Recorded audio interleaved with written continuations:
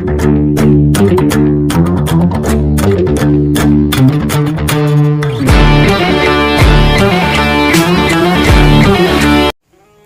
you call as Gayatri, what you call as many other things, in yoga we call this Tantra yoga.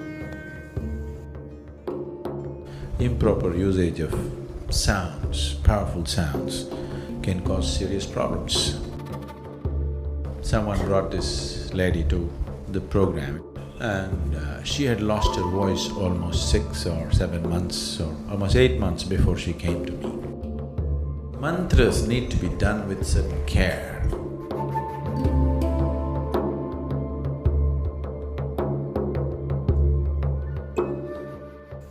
Gayatri is a powerful process, very different in its nature. It is not something that's entirely focused towards one's internal or spiritual growth or that dimension. It involves various things. So this was generally taught to every householder so that for the not so focused people, some substance, some support for well-being, health, success and other aspects of life. So Gayatri is not necessarily for a serious spiritual practitioner. It is more for a householder for whom spiritual process is also one aspect of his life. It's a possibility if it's properly initiated. We don't generally do those things here because except for the Devi, spiritual process here is devoid of all ritual. Internalizing the process is little more sophisticated and subtle, but far more reliable than external processes. When we use external processes to create inner dimensions, it leads to a certain limitation of space and time as to what we do and what we do not do. You can't be 24 hours spiritually on if you are involved in an external process. It's a good support, it's a good aid, but it's just that, it's a good support. In terms of support, there are many other ways to support this. Above all, those who are initiated by us here, we support them in a completely different way. They just have to they just have to ask for it, and wherever they are, there is a support system. Support system not in terms of teachers and volunteers and stuff. Energetic support is available wherever they are. So, because of our ability to provide this support to every human being, wherever they may be, we did not establish rituals of support. It is one of the most popular things that's been done in the country for a long time. Long time means particularly in the last 1,000 years. I think since Adi Shankara, he propagated this big time. Because when he came, there was a certain degradation of general population, so he wanted to teach something that's mass. Like today we are doing Isha Kriya, mass. Gayatri is a certain process which involves many things. And considering the nature of what it is, I'm not saying it's relevant today, it'll always be relevant, but socially and structurally, it is not so fitting into modern life as it is because of the things that are needed to make this happen. In today's world, because almost a huge population on the planet today does not stay in the same place. I want you to understand, I want to look back and see.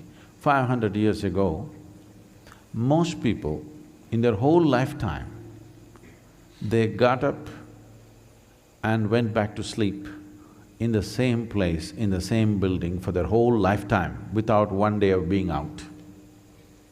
That's how life used to be. Today, I think very, very few human beings are like that. People like me, if I sleep on the same bed for 2 nights, I think it's a fortune. So, those days are gone. Because of that, certain rituals and certain ways of doing things, the relevance of that has come down substantially. I'm not saying the relevance of the basic practice is gone, no. But social things have changed, situational changes have happened, which doesn't facilitate those type of practices much. It's best they're internalized. Internalized processes can be done anywhere. We are not depending upon what kind of atmosphere we are in, what kind of people we are with, it doesn't matter. So, yoga is 100% internalized.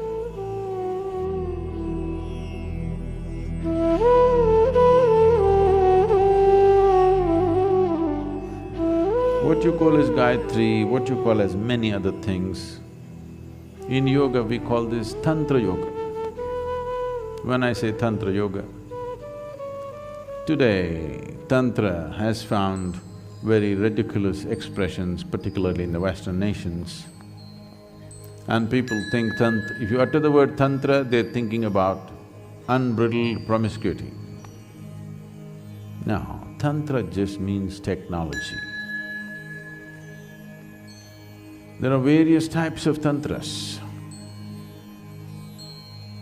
So if you employ technologies where external material is involved, that's called tantra. If you employ technologies where no external material is involved, it's completely internalized, then we call it yoga. If we want to create tantric processes, right now an arati is happening in the Devi temple, it's a kind of a tantra. A puja happens, it's a tantra. An abhishekam happens, it's a tantra. These are techniques or technologies to create certain impact. But now if you want to do tantra, you need the form of the Devi, you have so many limitations. Tantra is useful when people are not willing to do anything by themselves, they want somebody else to do it for them. So one person who's learned how to do it facilitates it for everyone. The danger of Tantra is exploitation. There was a fabulous tantric culture in this country. In the last 2 generations, we've beaten it down because it led to such states of exploitation and turned so ugly, we thought it's better without it. So last 2 generations have really pushed ritualistic way of life out because it was so exploitative. So internalized processes, the safety of it is nobody can exploit it, it's you. Somebody can inspire you, somebody can initiate you, somebody can induct you into a powerful process, that's it. There is no room for exploitation. At the same time, there is no need to throw everything out. That would be like throwing the baby with the bathwater. You don't have to throw everything out. Carefully maintain tantra is okay. I want you to obliterate this silly idea that you have. Tantra means sexuality. No, it's got nothing to do with sexuality. It has got something to do with using external means to make things happen, whatever. Because both yogis and tantrics are more like scientists, seeing how to make it work. They might not have fit into the moral codes of a particular society at a particular time in history. Because of that, they might have gotten this label. Because of that, they've gotten this label, but otherwise, it is nothing to do with sexuality, it's about learning to use external material for your well-being. Not just yours, the larger group of people. So Gayatri belongs to that realm, nothing wrong with it, it's just the suitability of today. The mantras are a powerful process, but they need to be properly used, properly initiated. Improper usage of sounds, powerful sounds, can cause serious problems. I happened to be in United States and someone brought this lady to the program. It was a 7-day event and she had lost her voice almost 6 or 7 months or almost 8 months before she came to me. Voice totally gone. She's seen every doctor, every expert, voice gone. She can't speak a word. Simply empty air comes out when she tries to speak without any sound. They have not been able to detect anything improper with her vocal cords or whatever, everything is proper but she can't speak. So naturally when nothing is there, they will say maybe there is a polyp, maybe there is this, maybe there is that, maybe all kinds of cortisones and this and that, and somebody is suggesting a surgery, there's nothing else, they want to open up and see. So they brought her to me and I looked at her. And then I asked, did you do any practice, any spiritual process? Did you do any mantras? She didn't. Then I said, okay, you be in the program, let's see. So 1 day, 2 days, 3 days, she's becoming anxious because her voice has not come back and I have not said a word about her vocal cords. So by 4th day, she's very anxious.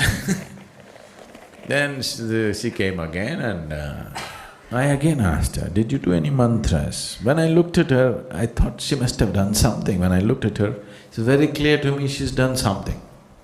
She said, no. Then I asked, did you come under the influence of some mantras? Did you go to some place where they're doing powerful mantras and did you come under the influence? She said, no. Last day she's very anxious. Then again I met her and I said, see, you must have done something or you have come under the influence of some mantras. Tell me, what have you done in the last year, year and a half? Where all did you go? Then she said, she writes, she cannot speak. She said she did GAYATRI. Oh, I said, where did you learn GAYATRI?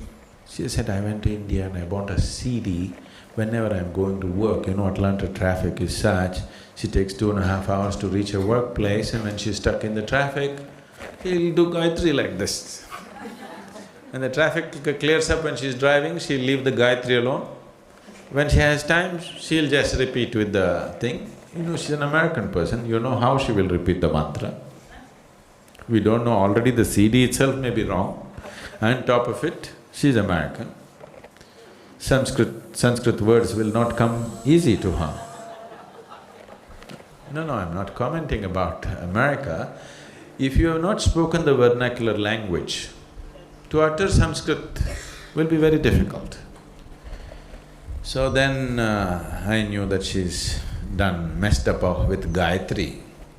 I said, see, 3 months if you come and stay with us in India, we will make an attempt, no guarantee, we will make an attempt and see. She came here and we put her through a whole lot of process. In 3 months, she recovered about 70% of her voice. Still 30% was not there. That is, 30% not there means I first of all put her on… said, don't make an attempt to speak. At the most in a day, maximum 1 hour you can speak, rest of the time no speaking. Slowly she improved. Even then if she gets emotionally excited, voice will go off. If she gets little emotional excitement, voice will go. In about 1 year's time, she recovered almost 90%. But still she found if she got angry, her voice will go. I said, that's good. Let it stay that way. Whenever you're angry, at least you lose your voice. You don't say bad things at least. So, over 3.5 years' time, she recovered almost 100%. Only very rare moments it would give up, but generally almost 99% she recovered in about 3.5 years' time of practice. So mantras need to be done with certain care, with proper instruction and guidance.